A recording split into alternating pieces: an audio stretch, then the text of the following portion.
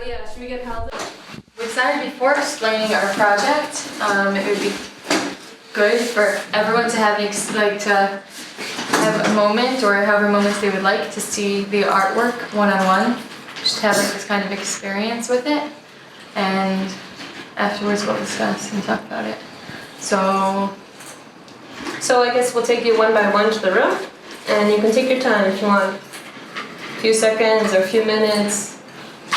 Just come back when you're ready. Okay? Who wants to be first?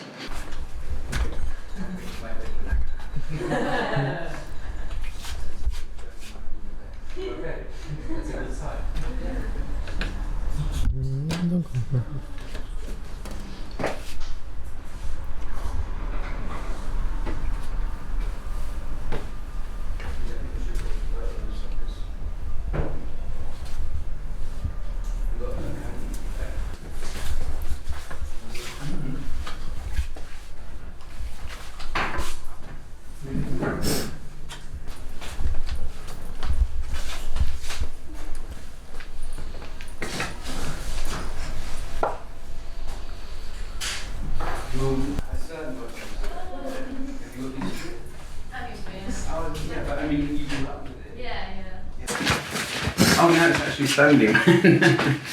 it looks better standing. Because you were saying like maybe not have it standing, but it's more impactful. Okay. Can you get somebody in to then take a photo of them looking into it? Oh. Okay. And I hate having. What? Okay. You were born in America. yeah. Okay, hang on.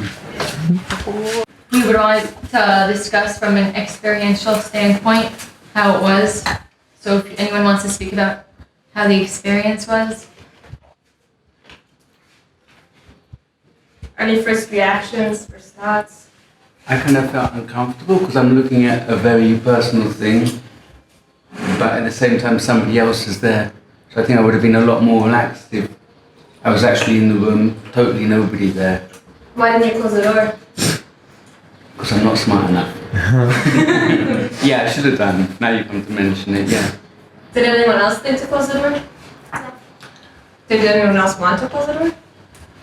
No. I didn't feel uncomfortable, like with the camera there. Yeah. Actually, I That was the turned point. and said something to the camera.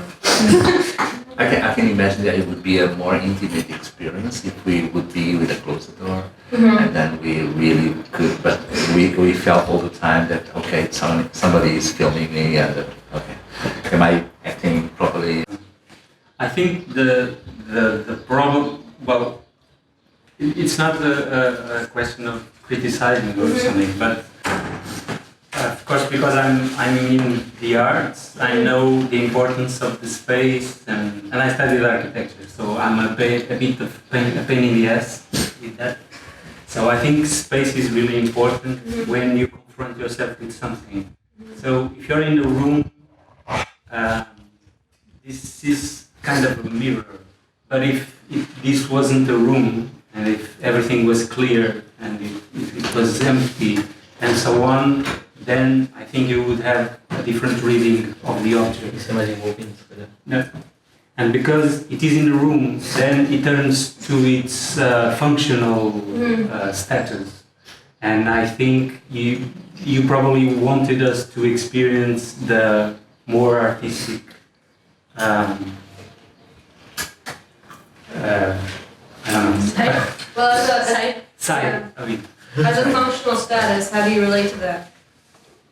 Well, but I was always struggling to go to the other side. I even went to the other side to see the back of it. If you just seen it in someone's apartment without this context, would you have also thought of it as an artistic object or thought of it as functional? It's a good question. I don't know. I would definitely will think of it as a simultaneously artistic object in first, and a meaningful object in second, which may not be so artistic but more into a spiritual thing. And also maybe the last thing would be the function. but definitely I would not use that as a single mirror. Because as I stand there, kind of a connection is brought, in something deep. It's not only related to the mother, but in a more bigger way, like tuning to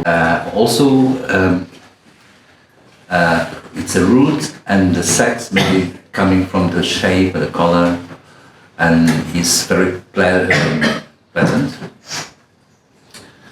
and definitely female. So it has a deep female energy. How do you relate to this project as a woman? In what way? What do you mean? Like everyone I'm not spoke. good with questions. I don't know, I found it really interesting. I think it's really well made, the structure and everything. But maybe it's because I'm a woman, I didn't feel like uncomfortable at all. It's just like something I know in a way. And I just felt like, no. I don't know how to explain myself. I'm sorry. Do you wanna? I don't know if you have something to say. Não, basicamente as opiniões que eu tinha do Sr. Rogério e do Sr. já. So basically everyone said what he was thinking, Caso num everyone espaço had ser mais already, envolvente, se fosse num espaço vazio, if like, he said like what ia ser mais. Julie said in the beginning, that the environment around the Já. vagina has a lot of effects on the way you see it. Like if it was in a white room, nothing around, it would have a different impact. How it was though? How did it affect you? Eu acho que o facto de ter sido cá tipo, dentro de uma casa, num quarto com uma cama, não teve grande impacto comigo. Foi tipo, oh, ok. Because it was like in a house, in a room where it was like a bed and closets and stuff, he didn't feel much of an impact as he would feel if it was like like a fancy gallery, like in a wall. Like, Estar num quarto tipo não me causa desconforto. so he felt more comfortable, yeah, because it was like in a common place, like he felt more comfortable with it. More relatable? Recently, there was a student of mine, a Brazilian student, who defended their master thesis, and their master thesis was about the feminism, and mainly there were two things which were really important, which were two case studies, and one of them was a Brazilian collective of two girls who started to draw vaginas in posters, sometimes more graphic, and put them on the street, and seeing how people reacted, and people reacted really bad, so they would torn things apart. That's of course a gender issue, because it's deeply rooted that men can show and can draw the penis, but not a vagina. It's kind of a sacred and secret thing. So all her theses were a way of deconstructing everything that is behind it. So of course what I'm trying to say is that now I cannot look at this mirror in the same way I would look I don't know, 2 years ago or something. Because of course when you are a tutor of something, of someone, you also learn from it. So now I can speak to my daughter in a different way. The other day it's not really easy to speak to my daughter because she's always in her own world. How old is she? She's 17, almost 18. But the other day there was this space and I asked her, do you think you were born already liking pink and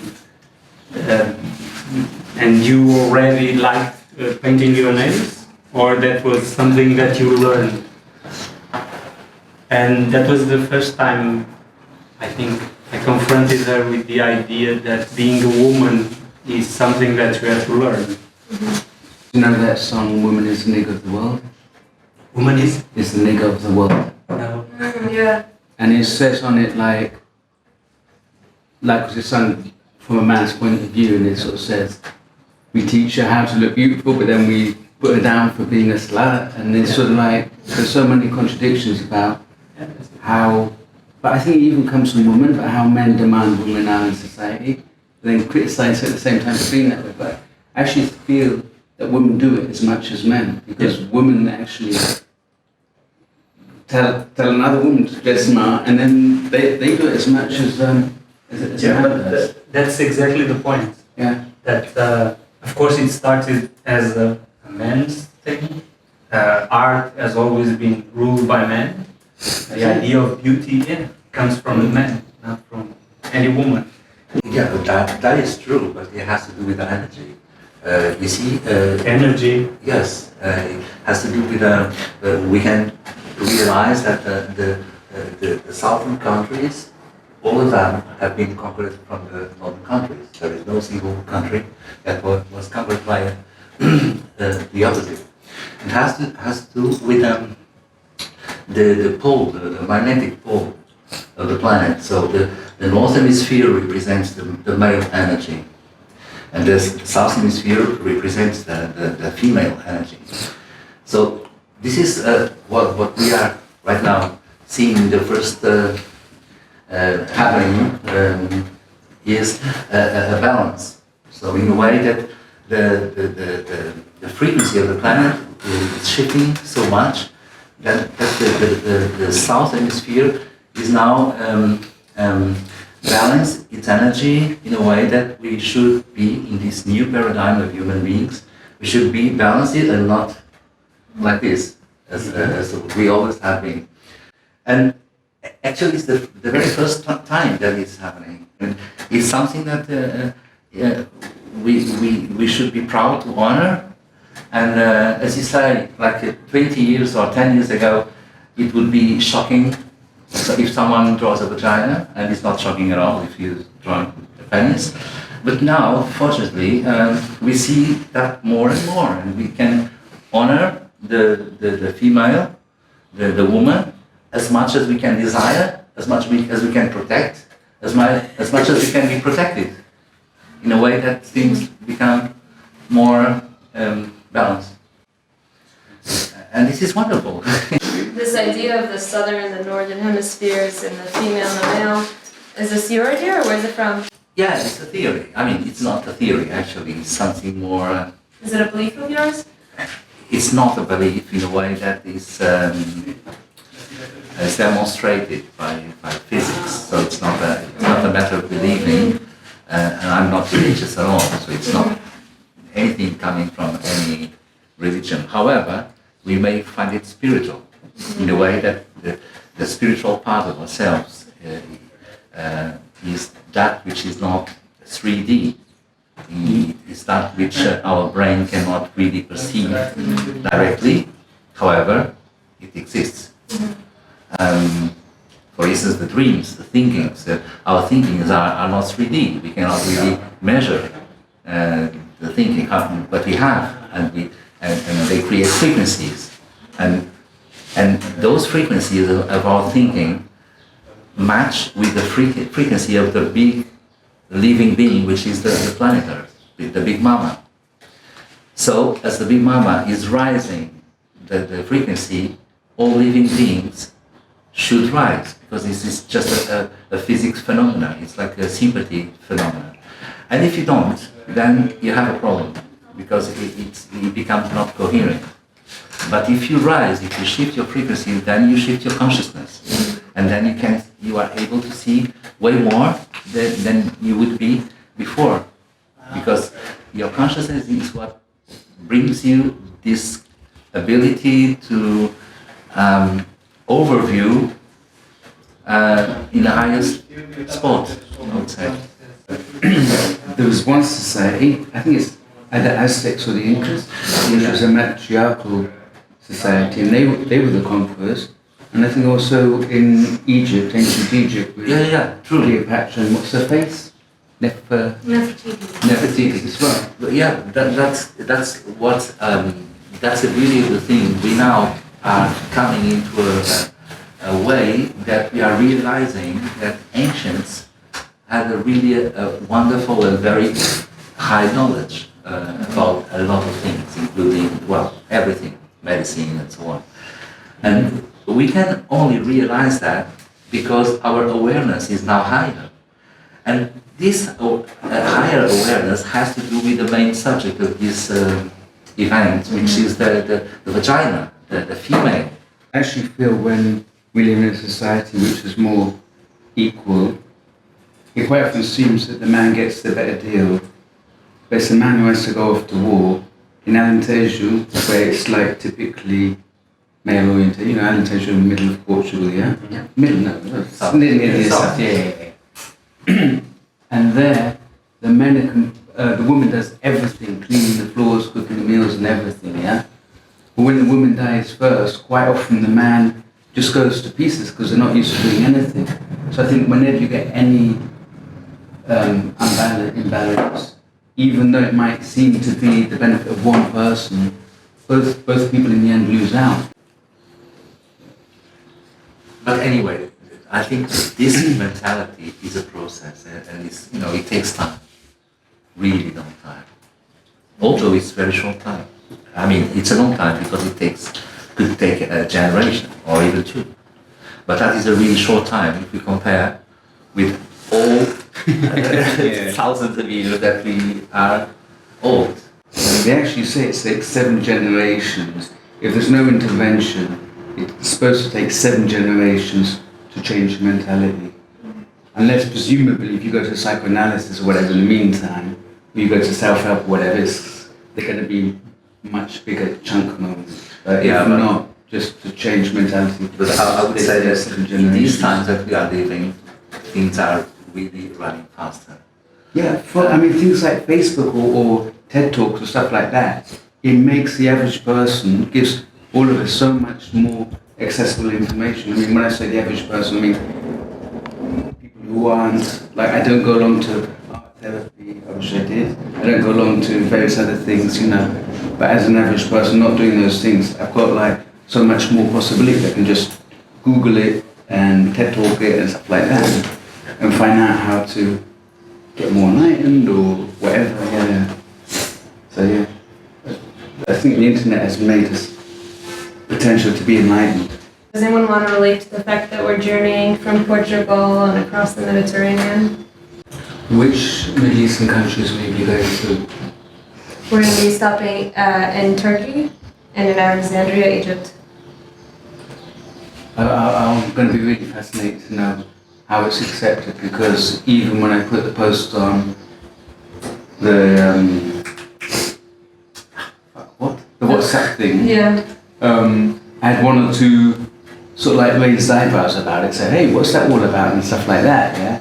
And that's in what I was called pretty, I don't know how to say it, pretty enlightened or balanced people, or topics where we can talk much more openly than when you're going to get to some parts of Turkey, because I was in Turkey, I don't know which parts you're going to, but I was in the eastern part, which is religiously, the Muslim society is very dominant, and men and women couldn't even eat together in many places. We even had like separate, not classrooms, the teachers had separate staff rooms and stuff like that.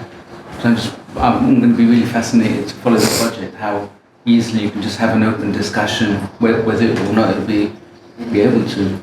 We were advised not to bring it off the boat in Egypt. It's just too dangerous. No, I mean, that it should be too dangerous. It's just really, really sad, I think, at the end of the day.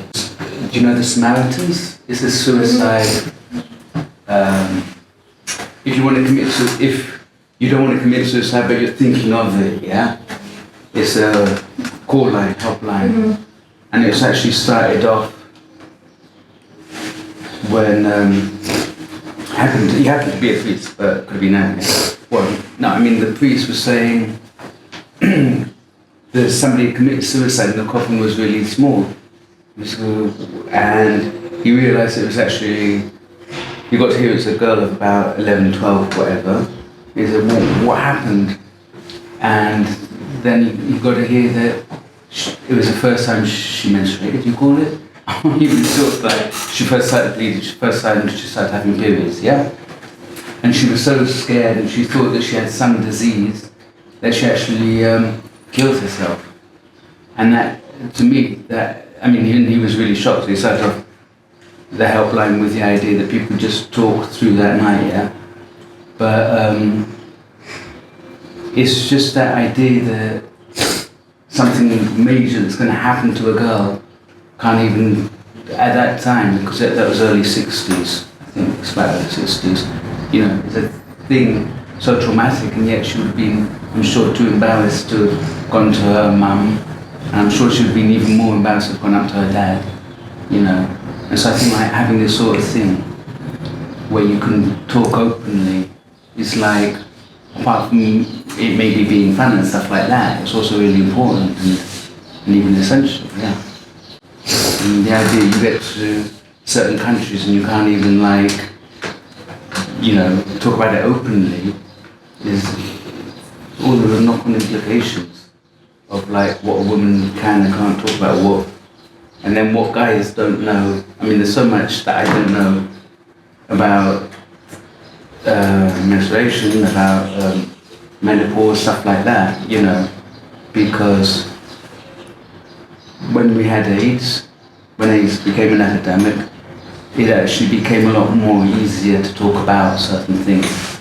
I was already 20 years old at the time. So it's like, I should really be Googling certain things, but yeah, I just think the more you talk about stuff, the better. Not only wonderful, but very tuned into the these moments that we are now living, especially from tomorrow on, or even we can consider today, because it's a solstice, you see, and the solstice it splits the year, and we are in the third year 3, and 3 means in numerology means action. So it's quite wonderful that you're starting in this period at the middle of the year, something which is carrying such a profound message.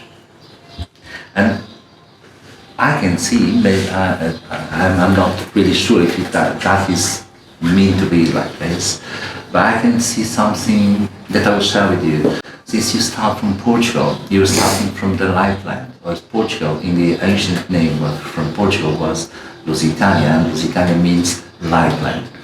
Indeed, you can actually perceive the light is brighter here in Lisbon. And it is brighter in a physical way, but also in a spiritual way.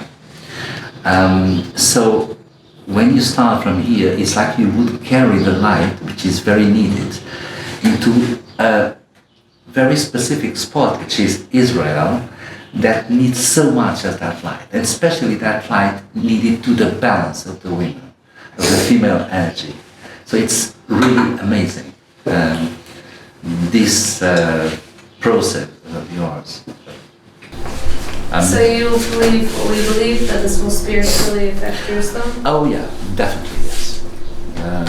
There is a message, you know, a very deep message that, you know, things don't need to be very evident. Sometimes it's enough that people just think about in a quite almost subliminal way, but they are not really focused on the thing. Because if they are, then they tend to become too much rational and very 3D minded, very narrow in a way.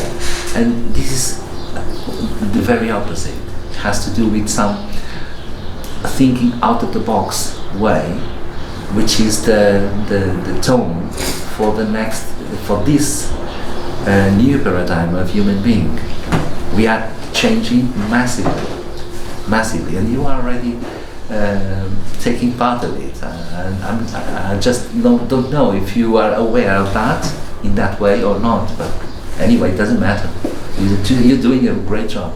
That period of the temple and so on. So in 11, 12, 13th century, 14th, with the idea of the Crusades and so on. So there were lots of battling going on, but there are some travelers who traveled all the Mediterranean, and there are at least 4 of them who started not in Portugal but in Iberia, so more in Spain. And there are, I think the last one is the most interesting, but the other, of course, the first was a guy named Benjamin of Tudela. Tudela is a city. He was a Jew. He was born in Navarra. Navarra is a city in Spain. And he made his trip in 1160.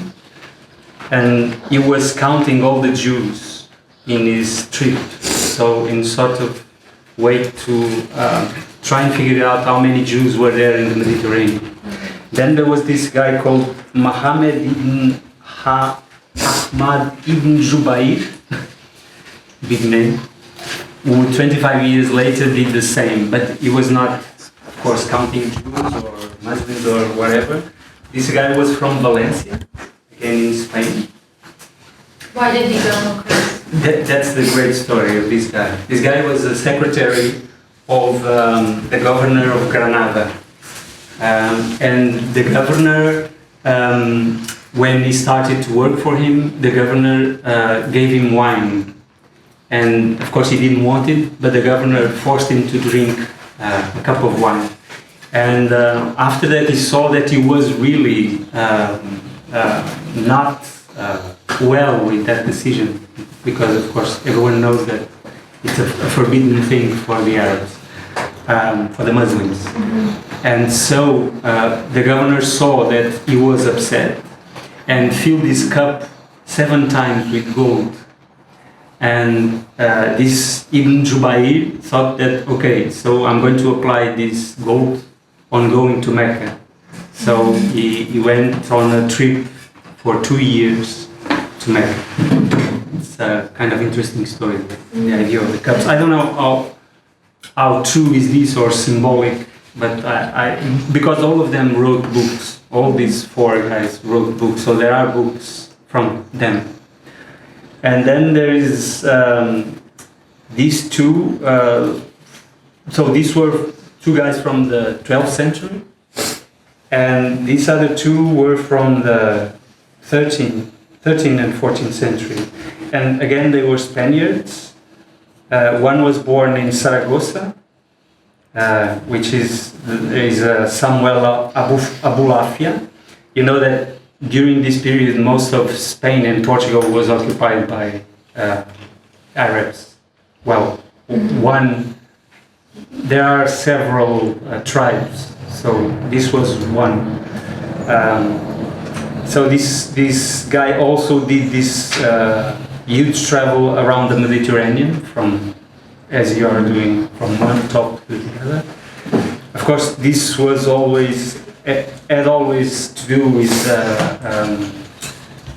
with religion and commercial things, but back in these days there was something that it's really appealing to me, that although there were fightings among religions, but they could live with one another. There were several cities where you could live with all 3 religions. And that's what this last guy, which his name is Ramon Llull, is, of course, Ramon is a very Spaniard name. He was from Catalonia. And this guy wrote several books, but he had this theory, he called it art. And it was really, it was so complicated that, they say here that probably no one understood it. And he was saying, of course, that there was only one God, and the 3 religions were they were adoring the same God. So they were fighting, but the God was the same. And of course, we all know they are three religions which come from the Abrahamic. So of course, the root is the same. Christianism, well, Jesus Christ was Hebrew, so everything is mixed together. But of course, he was trying to convert everyone to this idea that there was only one religion. So he would try and discuss with everyone in every town he went. So he was expelled from several Muslim cities, in Tunis and in, well, mainly Northern Africa. But of course, he kept on trying to teach his thing, but here somewhere says that there's no proof that he ever converted anyone. But his story is great. And one of his, well, he had 9 categories, main categories, which were, of course, goodness, greatness, power, wisdom, and so on. And he had 9 relatives, what they called 9 relative categories. And this is really interesting, which were beginning, middle, and end. Well, 3 of them was the idea of a journey, which starts somewhere as a middle and it ends in some place. I always try to find some way of making this Mediterranean axis or something, because I've been to the north of Europe, of course, and those were the places where I felt more like if I was in Mars or something.